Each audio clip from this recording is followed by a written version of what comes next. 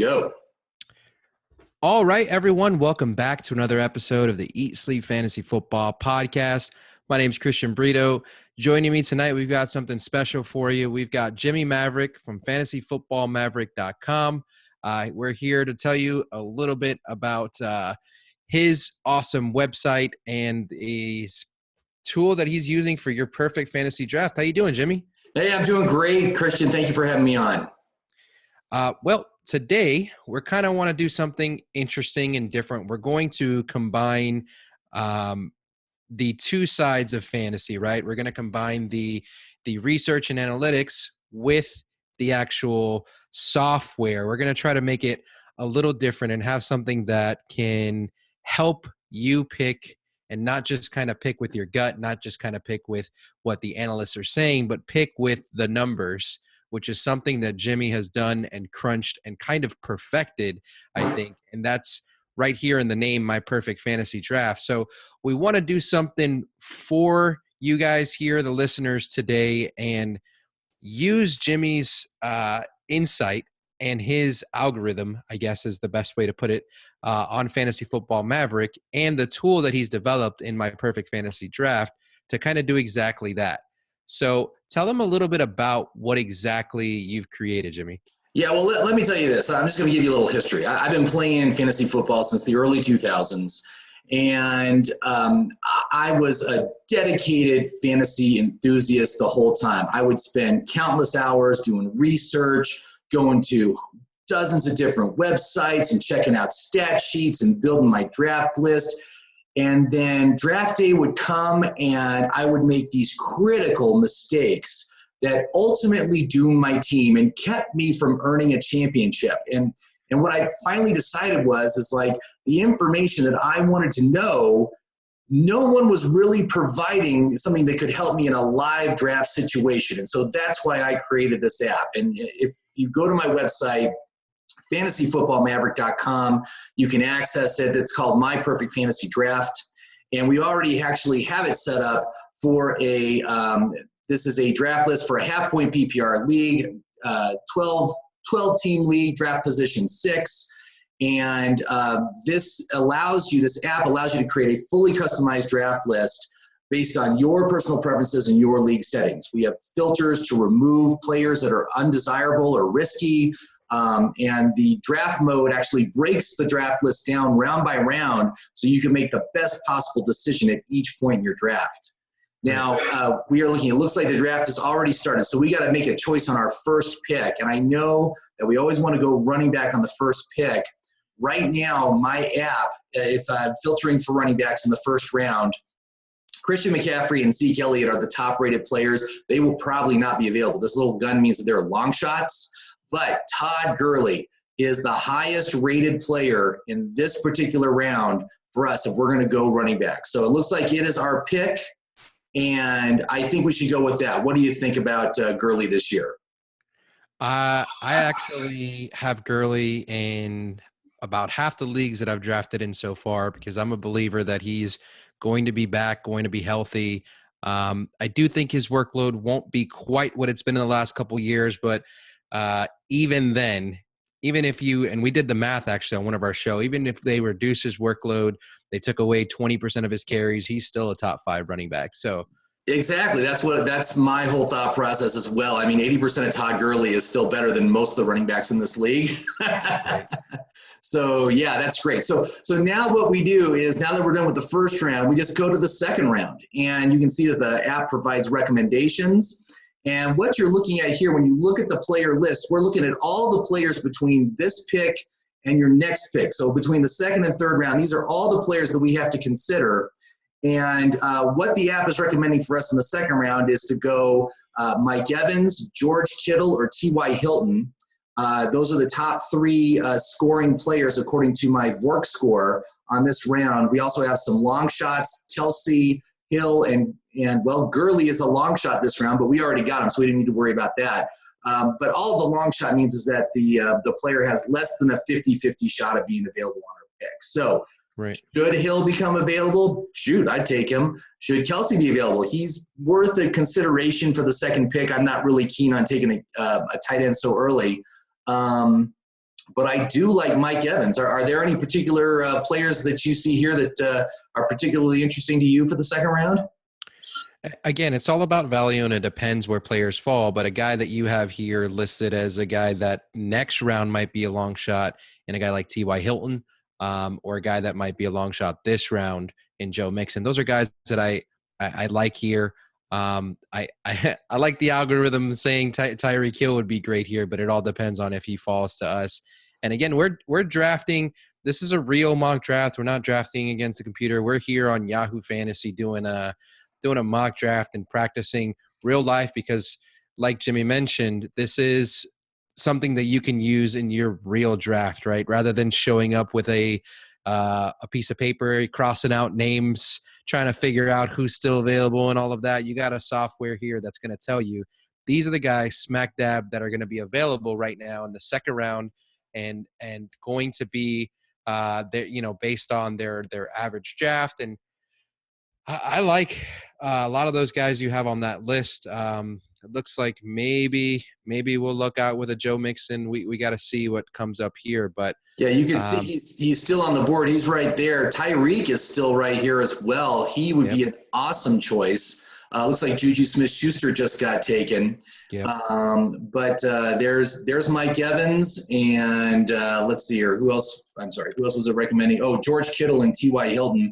You know, T.Y. Hilton is great, but I would only take T.Y. Hilton if Mike Evans is gone, because right. Mike Evans has a better value rank. His value rank is 18th versus T.Y. Hilton, whose value rank is 23rd. So, they're both still wide receiver ones, but there's just a little bit of a better situation for Evans, in my opinion, overall. But look at this. Look, a long shot made it to us. So long shots, 50-50 shot of being available on your round, but Tyreek Hill made it to us.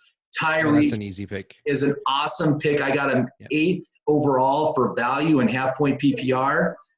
That's an amazing second pick. That's a steal. We just stole him. Yeah, we've kind of started the draft with two guys who earlier this offseason had a lot of question marks around them. Gurley with his health, Tyreek with his off-the-field issues. Right. But both of those seem to have cleared up this offseason. Gurley seems healthy, and we'll see how much of this workload is actually limited, but I expect him to be a full go once the season starts. Tyreek Hill will not be suspended according to the NFL. He's going to be on the field game one. So I don't think you can really feel like that's too much of a risky pick. And like you mentioned, he's in your value draft at 8 overall. I think that's fantastic. For most people, he's a consensus top 5 wide receiver. So for me, he's a top 5 wide receiver in my rankings, and we just got him in our second round. Yeah, that's again, it was great that we got him as late as we did, because he usually goes a few picks before us. But now let's look at the third round, right? So let's just go to the third round. And basically what you're seeing here is I have a special algorithm to determine the most likely placement of all the players. So that when I'm looking at this pool of players for the third round, these are the guys that are most likely to be picked between the third and fourth pick in this particular draft.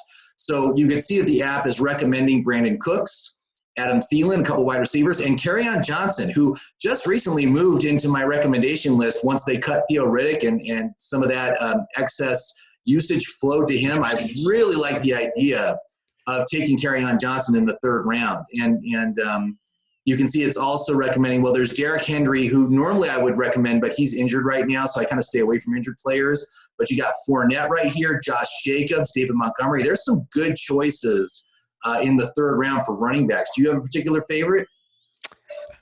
We actually, on our last pod, we talked about that group of running backs because we feel like it's a really good year for a potential RB2 to crack into that top 10, especially when you're looking at some of those rookies. David Montgomery looking good in the first preseason game. Josh Jacobs going to be the guy with all the work down there. I like those guys quite a bit. And I like that group of running backs quite a bit. If I had to pick, I'm actually one of the few rankers with David Montgomery ahead of Josh Jacobs. I know that's not the popular opinion. Right. And I think it has a lot to do with offense as a whole, more so than anything else. But Right. I like them both. I'm sorry to interrupt. We got to make our decision here.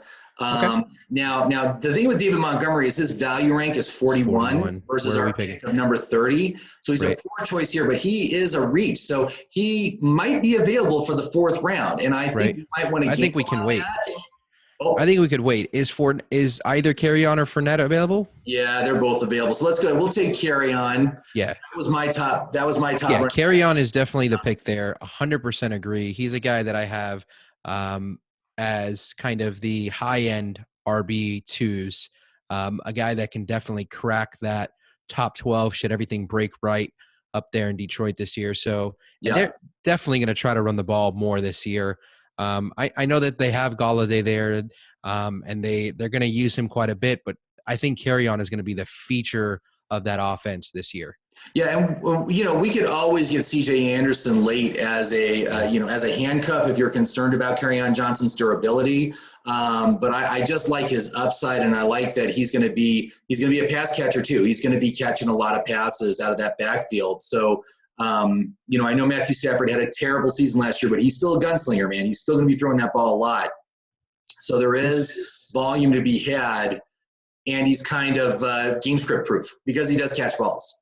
So let's go to the 4th round here. So now we're in the 4th round. You see now David Montgomery's on my recommended list. So absolutely, and he's a much better pick here because now we're at pick 43, and his value is 41. So he, again, now he's a good value. He wasn't a great value in the 3rd round, but he's a fair value pick in the 4th round. So that's what I like to get is good value out of each of my picks. How much stock do you put into here?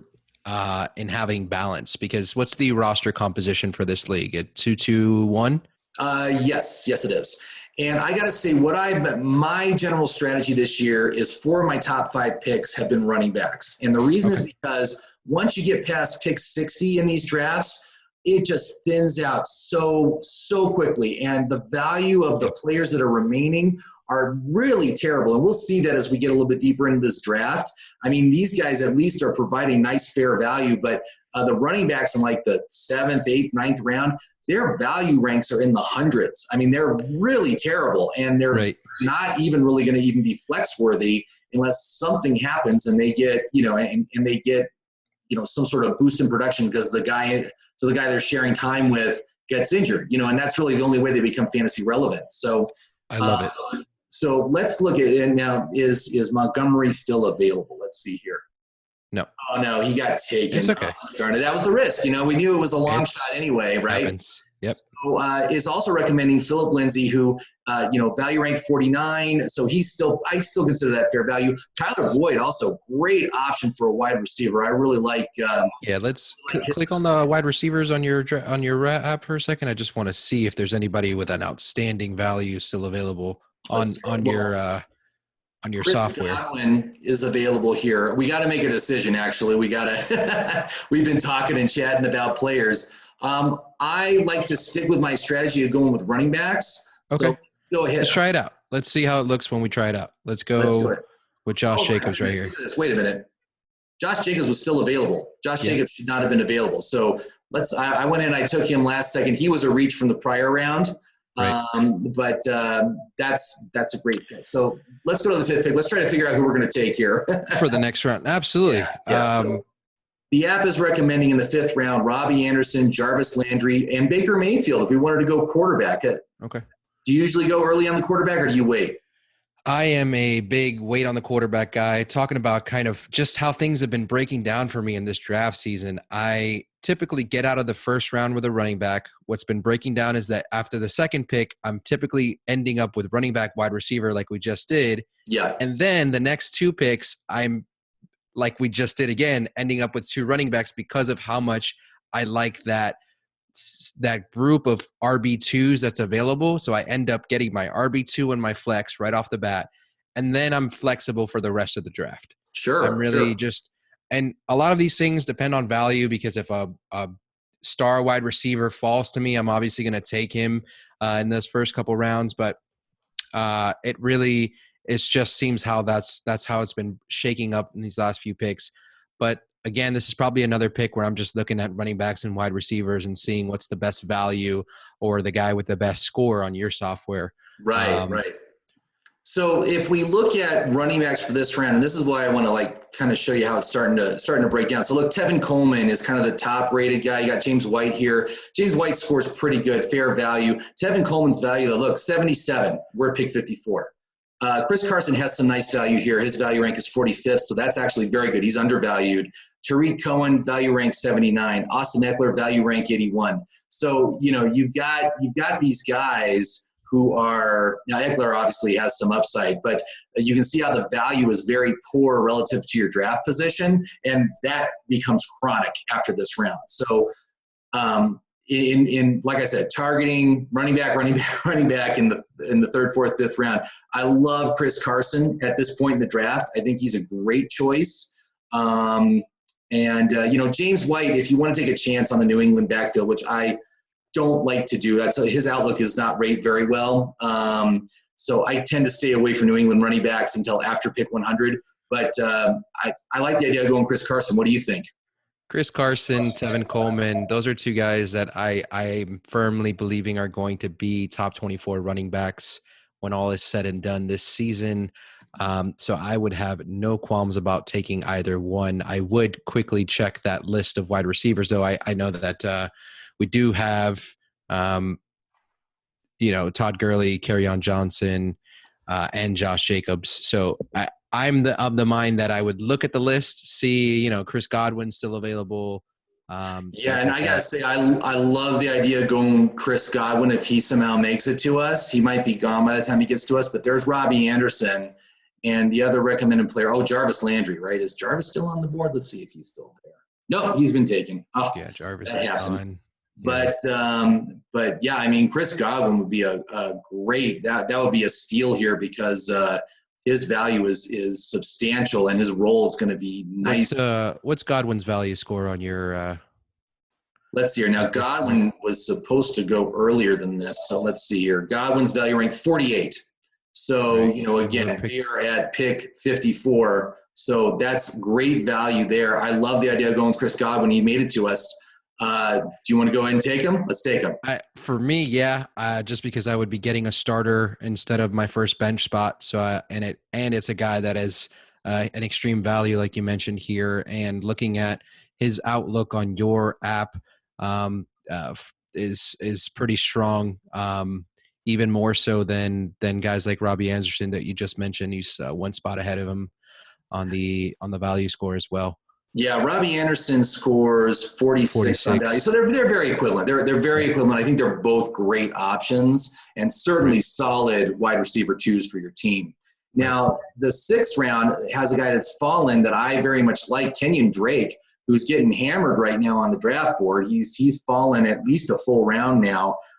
Because of Keelan Ballage. But I got to say, man, it's a contract year for him, and he's had an upward trend in his usage in each of the past 3 seasons. And he catches a lot of passes, which makes him game script proof. He would be great as our fourth running back, and he's kind of, his value is very good relative to his draft position right now. I have his value rank as 55th versus 67, so that's like a full round of value from taking Kenyon Drake at this point in the draft. You can see it's also recommending Alshon Jeffrey, who offers very nice value as well. 44th ranked value here in the 6th round. That's almost 2 full rounds of value from his expected production for this year. I like it. Do you have a preference there? Do you want to go? On this, you go back and check the recommendations from the previous round as well, right? Because I see that the previous round recommendation – again, I'm not a quarterback guy, but Baker Mayfield is still on the board if you wanted to do that. I'll highlight him so we can see where he goes. And then Robbie Anderson is still on the board as well. But I do like the idea of getting that running back depth, probably more so than drafting the quarterback or the third wide receiver. Right. Perfectly honest. I'm just kind of playing out keeping my options open, keeping the value open. But I typically right here, because we already have 2 wide receivers, because I'm okay with waiting on quarterback, I'll probably go ahead and take right here my depth at running back. depending on if value falls. Right. And I just checked. Kenyon Drake was taken early, so that's kind of a bummer. Now, right now, the other guys that are available. All right, so it's back to our pick. We could take someone like Darrel Henderson, since we got Todd Gurley. He would be a good depth play. Lamar Miller, Latavius Murray, I'm not really interested in because I don't think they're going to get enough production. Or we could go with Alshon Jeffrey.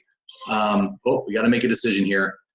I'm going to make a call. I'm going to take David Henderson here just because we did take Gurley. We're going to back him up. And this is our fourth running back, so he's a bench play. And that certainly adds some security to the whole idea of taking Todd Gurley. Okay. So let's jump to the 7th round here. And you can see in this round, it's recommending Jordan Howard, Vance McDonald, the tight end, and Derrius Guice, the running back. All these guys are decent choices here. I do like the idea of going for a tight end at this point because we don't want to wait too long. Right. How are we doing on tight ends right now? So Vance McDonald's still on the board there, but the guys that are left, none of them really excite me. I mean, everyone's going to be splitting time with Trey Burton, and David Njoku is dealing with an injury right now. And Austin Hooper is one that I actually do like, but not sure how much volume he's really going to get in that offense because of the 3 wide receivers that are already on that team that are great, right? I'd be very interested to see the scores of these tight ends and how they shake up on your software and their potential outlooks. So we got Vance McDonald. Here's the 4 that I was just talking about, right? So we got Vance McDonald, Austin Hooper, Eric Ebron, and David Njoku right here. And both Ebron and Njoku are dealing with injuries right now, so that hurts their outlook, and that really pushes them down the list. Hooper is in a great situation. It's a contract year for him. He's had an upward trend in his usage in each of the past 3 years, but his value isn't great. Look at his value rank, 117 versus our pick of 78. Whereas Vance McDonald, value rank is 76, fair value. And that's so hard to find among tight ends is a fair value tight end. They're usually all tremendously overvalued from when they are picked. Gotcha. It's just part of the position, part of the deal with the position. But Vance McDonald offers a nice balance of value and a good outlook. I mean, all those targets that were vacated this past year on the Pittsburgh Steelers, his biggest con is his reliability. That's his biggest con right now. So, so I do have Vance set up, and let's get these other guys, Howard and Guice, and Jordan Howard has been taken. Jordan Howard just went this pick. Oh yeah, he just went. Okay, and Hunter Henry just went as well. Now, so Guice is still on the board. Baker Mayfield is still on the board, and then the tight end that we were just talking about, Vance McDonald. Vance McDonald is still on the board. Yeah. So, again, getting Baker Mayfield at this pick is a really good steal. I very much like that offense, and I'd like to get a piece of it. That would certainly be a nice pick in the 7th round. But again, I do like to wait a little bit later to get my quarterbacks just because the quarterback position is so deep this year. You don't really need to spend an early pick on it at all. Absolutely. Yeah. Okay, so let's go to tight end. Let's go ahead. We'll get Vance so we don't need to worry about it. That's fine. And you can see that both Baker Mayfield, Derrius Guice are still on the board. Let's jump to the 8th round here. And so in the 8th round, it is recommending Larry Fitzgerald, Jared Goff, the quarterback. Now, that's actually kind of like my favorite late-round quarterback to get. Curtis Samuel getting a lot of buzz right now on the Carolina training camp and everything. I'm very excited about his prospects for the year. Some long shots. Derrius is a long shot to get to us on this round. You can see Austin Hooper is a long shot to make it to this round as well. Chicago Bears defense is a long shot. So chances are someone's going to take the Chicago Bears this round. Carson Wentz, the Rams, got some defenses coming off the board at this point. What do you think of those guys? Which one do you like the best? Of these guys, I would go back and look again, wide receiver, running back, and keep going at that position, at those two positions. Especially since we have all of our starters, except for the quarterback position, filled out, which is the position that we can wait without a problem. I'm just going to keep filling in wide receivers and running backs and seeing what's the best value in those positions. Is it a Curtis Samuel? Is it, Christian Kirk? The guy, a couple of the guys that you mentioned before, Larry Fitzgerald. Those are guys that I'm going to look at and see, and then compare, with your previous round recommendations and see if any of those guys are still available as well. Yeah, and I mean, looking at the list right now, a lot of these guys are going to be gone by the time it gets to us. But as far as who interests me, Dante Pettis, D.D. Westbrook, Sammy Watkins, Cam Newton, these are all guys that are of interest to me. But I expect most of them to be gone by the time it gets to our pick. And that's kind of the nature of the game, right? Right. Absolutely. So like you can see Curtis Samuel here, Larry Fitzgerald here. Guice is still on the board. And Guice, let me just say this, man. He is offering some tremendous upside. He's being severely discounted. Look at his value rank, 51, versus right now we're going to be at draft pick number 91. So that's like over 3 rounds of value, and he's being so heavily discounted because he's basically been tagged with the injury-prone tag because of what happened last year with his ACL injury. But let me say, man, he is a tremendous steal at this point in the draft. And if he makes it to us, he's the long shot. If he makes it to us, I would definitely take Derrius Guice in this group. Absolutely. He is a guy that a lot of people are afraid of because there's valid reasons. There's competition in that backfield. Sure. There has been that kind of injury bug because of what happened last year, but it seems like he's healthy. It seems like he's going to play week 1. So if that's your biggest qualm about Derrius Guice, that shouldn't be the worry right now for him. Right. My biggest hesitation with Guice, I think he's very talented. And if he's back, he should be fine. My biggest hesitation is just the offense. I don't think it's going to be an elite offense, but he's going to be the guy in that offense, and he should get a good amount of work this season. And I think he's the most talented running back in that backfield because Adrian Peterson is, he's old. I don't have 34 years old. And then you got Chris Thompson who can't stay healthy. And even in a bad offense last year, Adrian Peterson was productive. And so I think Guice can be that. And look, he did make it back to us. The long shot made it to us. Let's go ahead. Let's take Guice as our 5th running back. Love it. So that is a tremendous depth play and certainly has a better upside than any other running back on the board right now. So, again, we don't need to worry about starting in week 1 because we've already got 3 great running backs to go for week 1, but he is available should he emerge, right? Absolutely. Can you read off our team so far so we can kind of let the listeners know where we're at so far? Absolutely. So at wide receiver? So wide receivers, Tyreek Hill, Chris Godwin, and that's it. We've only taken 2 wide receivers so far. Running backs, Todd Gurley, Kerryon Johnson, Josh Jacobs, Darrel Henderson, and Derrius Guice. Yep. And then the tight end is Vance McDonald. So I think we definitely need to focus on wide receivers on this next round.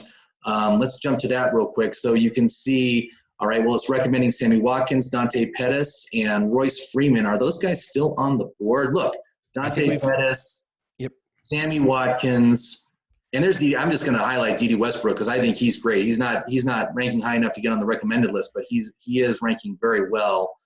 We still got your pick from the previous round is still available on the board that you starred there as well in Curtis Samuel.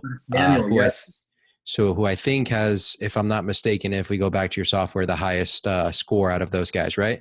Well, let's take a look here. So, Curtis Samuel was on the top 3. His value rank is 86th, which is, a low-end flex play.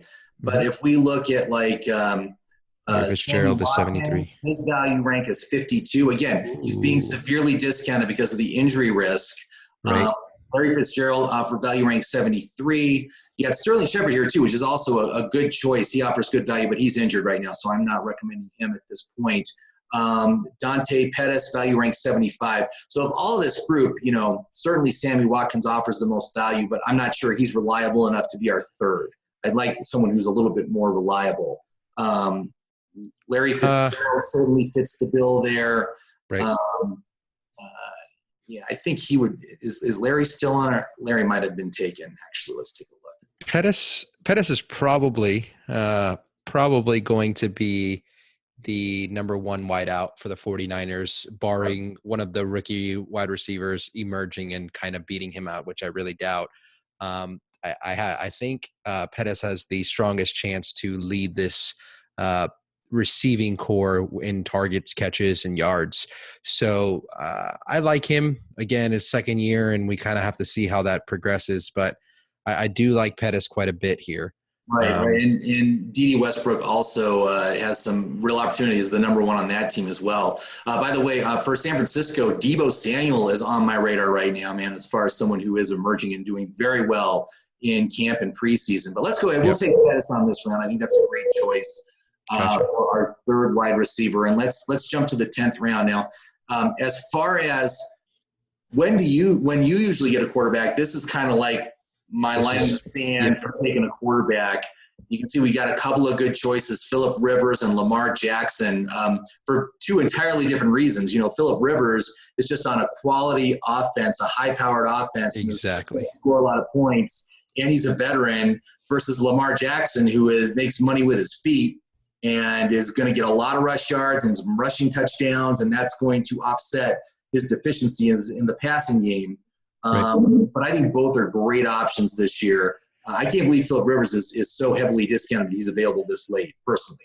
Every year, man. Every year people forget that Phillip Rivers is going to be a top 12 quarterback. So right here is more or less the time where I would click on that Yahoo tab, click on search quarterbacks and see which quarterbacks are available, and then kind of just sort through your values and see who's the highest rated there. Jared Goff for me is a big one, like you mentioned earlier. I think that's a good pick from the guys that you mentioned. Yeah, and Goff is still on the board. That is crazy late. So yeah, if he makes it back to us, that'd be great. And it looks like Lamar Jackson has been taken. So, but we do have a choice between Rivers and Goff here. So I think if Goff makes it, we should take him. Otherwise, we'll take Rivers. Whichever one falls to us, I'm more than happy with. And if we if we don't get either one of those, then it seems like everybody has a quarterback, and then we can really wait. Yeah, exactly.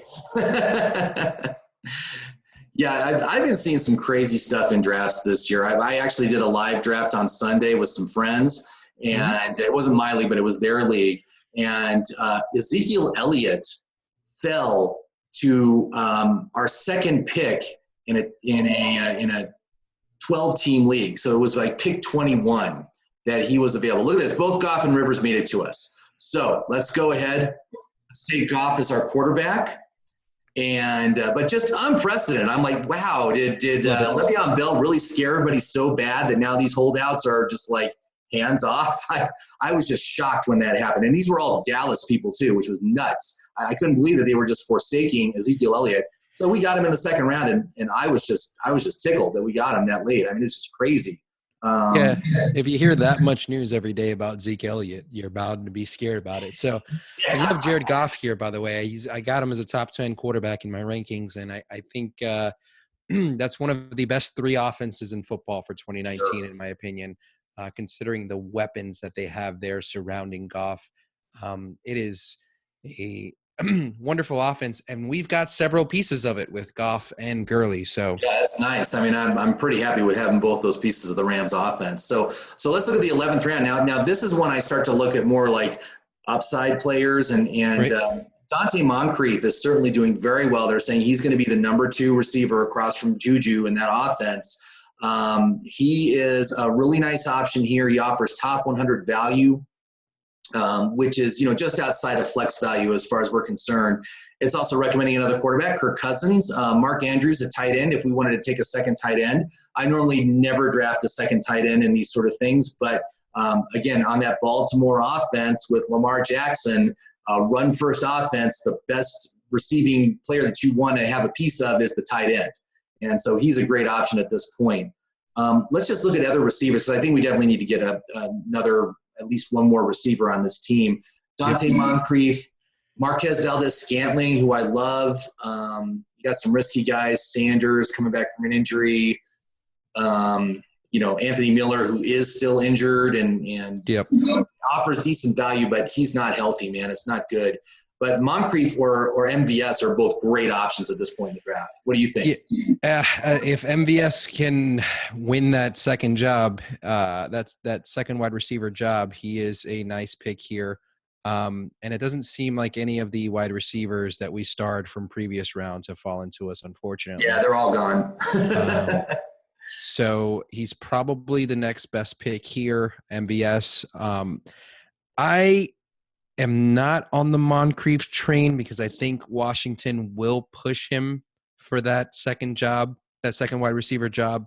Yeah, it's a little bit murky right now. I agree with that. It's a little bit murky, and I think that offense likes to, run the ball, have one wide receiver that's going to be very productive all year, and then a second wide receiver that'll be hit and miss, but have numbers by the end of the year. And I'm not sure if it's going to be Moncrief or Washington just yet. MVS just went. Damn. No, I took him. Oh, we took him. Okay. That's our pick. So we got him. Okay. So hooray, cool. Right? All right, cool. All right. I thought he went the pick before us, and I was about to be upset about it. But MVS is a guy that I do believe will be the number 2 for Green Bay. It seems like he's going to win that job there. So I like that pick quite a bit as a bench wide receiver with a ton of upside in a Green Bay offense that I think will be a little more aggressive in 2019 than we've seen in years past. Yeah, I think so. And I love that upside pick. That's a great upside pick.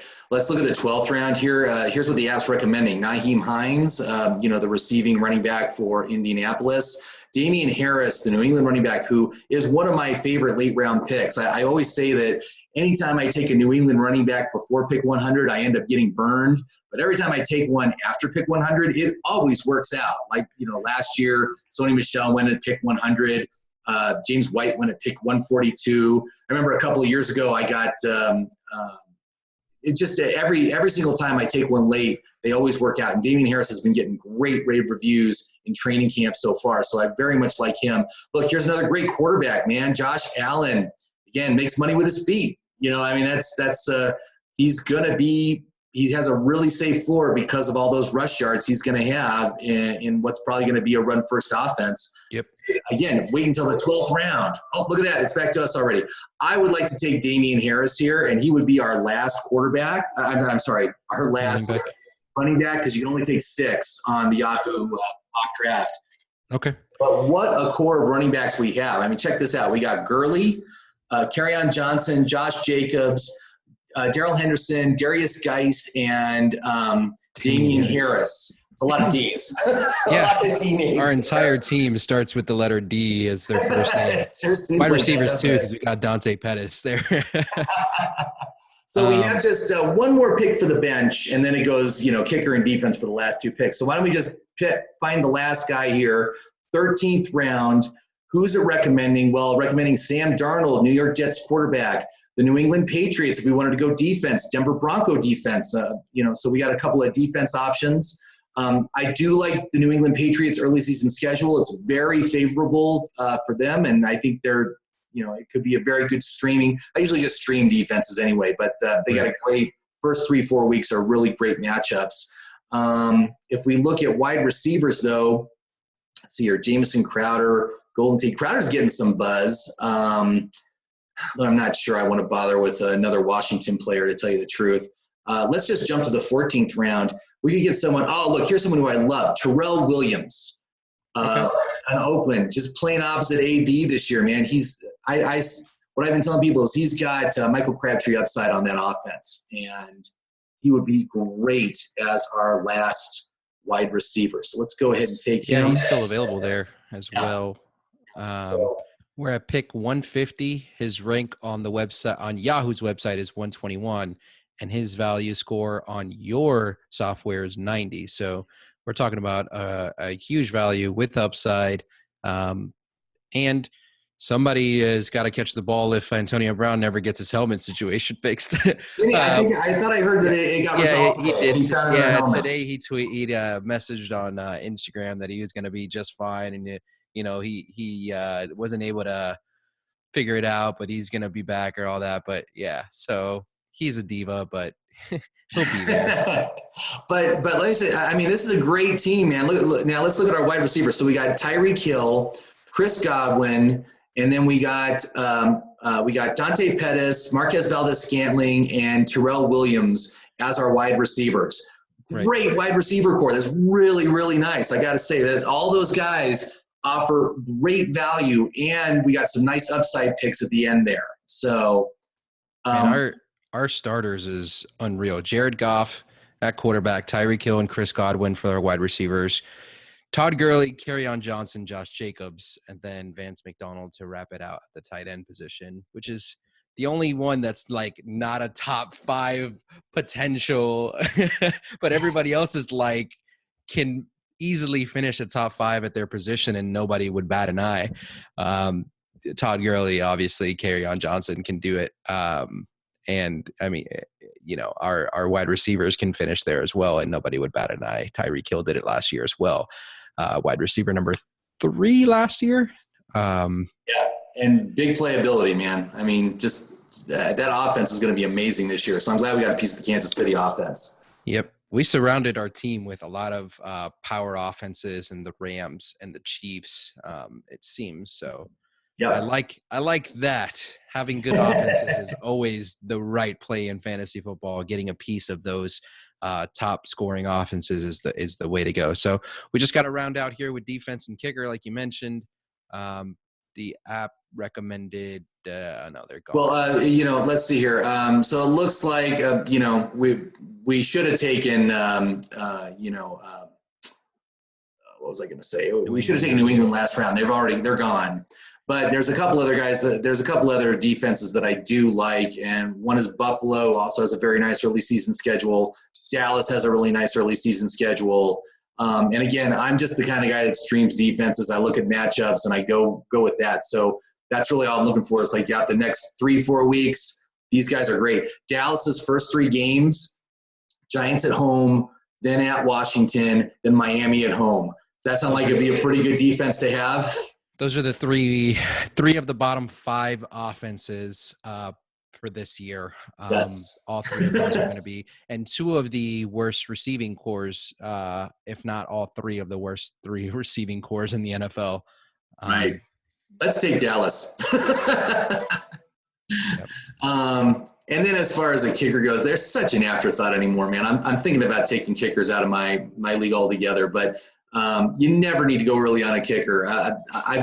I've looked at the stats, and like the difference between like the best kicker in the league and the 12th best kicker in the league is usually about a point to a point and a half a week. That's basically the only advantage you get in fantasy from that. And it's, you know, just wait for your last pick and take somebody, you know? Yeah. Yeah, I literally just take whoever's on the best offense because they're going to move the ball so much that eventually they'll not be able to punch it into the end zone and I'll end up with a field goal. Right. And what I like to say is I like to have a decent offense that plays in a dome. Those are my qualifications. Right. So, you know, you got Giorgio Tavecchio, you've got Brett Maher at Dallas, you've got Dan Bailey in Minnesota, Matt Prater in Detroit. I think all those guys are great options for your kicker. And here we are at our last pick, and they're all sitting on the board still. Right. Chargers kicker as well. I like just because that offense, again, going back to what we said with Phillip Rivers, is going to be, you know, I think a top 5 offense this year, top 10 or top 12 last year. So, and I think they take a step forward with Hunter Henry back and kind of getting healthy again. I think that's going to be a very nice offense. And the dome is another big factor, like you mentioned. So that's where I might take Dallas or Minnesota's kicker.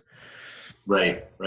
But we could totally take the Chargers kicker. I got no problem taking a guy on and out that plays outdoors, but it's just if it's in Los Angeles and doesn't matter. Yeah, that's might as well be a dome, right? Yeah. So we could totally take Beasley if he makes it to us, and it's almost back to our pick. So yeah, so this went pretty well. It's a nice draft, man. I really like this team. It's got some really good depth, both at running back and wide receiver, and we got a solid quarterback, and we got a high upside tight end.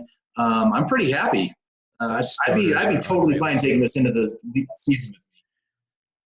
Yeah, I'd be very happy. And I honestly, this is furthers my argument of waiting on a quarterback, I think, because look at the wide receivers and running backs that we have, absolute studs. And kind of went very similar to how I normally draft, that running back in the first round, wide receiver in the second round. And then over the next few rounds, more running backs than wide receivers because of the scarcity late for running backs, like you mentioned, and because of how nice and how much upside some of those RB2s in consensus have. The guys like Kerryon Johnson and Josh Jacobs that we got that I think are going to be week in and week out starters and have top 12 upside as well. Yeah, it'll be interesting to see how it goes this year. So, but anyway, thanks so much for doing this mock with me. It was a lot of fun. Absolutely. And, for your viewers, if you want to go check it out, my website is fantasyfootballmaverick.com. You can sign up and try the app out yourself on a mock draft and see what you think. And if you like it, you can subscribe and unlock all the features. And it's absolutely going to give you the tools you need on draft day to make the right decisions and look for the right players. That's the big thing about it. And just to give you a footnote on my little story about struggling before I created the app. Since I created the app, I play in 3 leagues each season, and in the past 4 seasons, I've won 6 championships out of the total of 12 leagues. So it definitely makes a difference. It won't win you your league, but it's going to give you the foundation that you can win your league. And that was the leap I needed. And so it's very nice, and it's very effective. For those of you listeners that do want to check out the site and the software and unlock all the features of it, make sure to use our promo code ESF. We'll post this online as well on our Twitter at Eat Sleep FF and on our Facebook group. Promo code ESF is going to get you that software that's normally $9.95 down to like $6 and change. It's a $3 off. Off. So it's the whole season,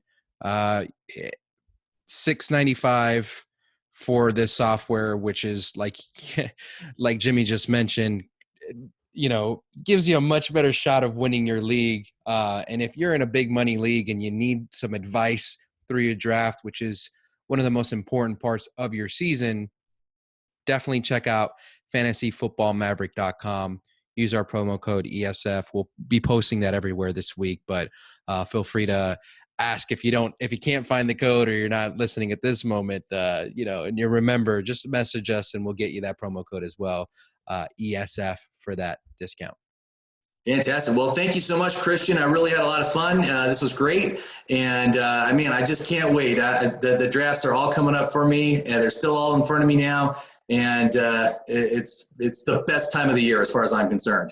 This is fantasy football, Christmas, Hanukkah, New Year's. It's your birthday, all in one, because this is draft season. Well, thanks again. And and everybody, happy drafting. Happy drafting. Have a good one.